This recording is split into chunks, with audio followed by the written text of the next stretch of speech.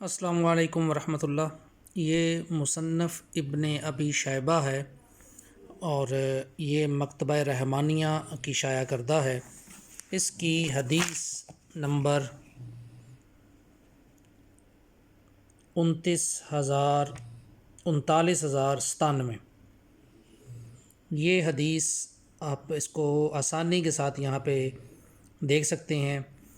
حضرت علی رضی اللہ تعالی عنہ نے فرمایا کہ وہ ایک ایسی قوم ہے، یعنی اہل نہروان کے بارے میں یہ سوال تھا، جنہوں نے ہم سے بغاوت کی ہے۔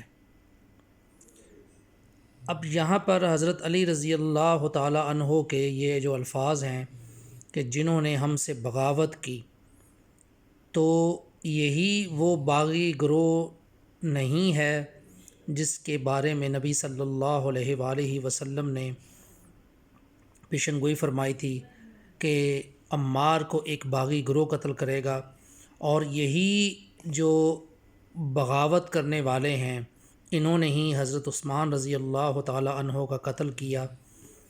اب اس سے اگلی جو حدیث ہے وہ بھی آپ دیکھ لیجئے کہ اہل نہر کے لشکر کا مال و متاع لایا گیا اور وہ تقسیم ہوا۔ یہ جو آپ اس حوالے سے موقف ایک سنتے ہیں کہ حضرت علی رضی اللہ تعالیٰ عنہ نے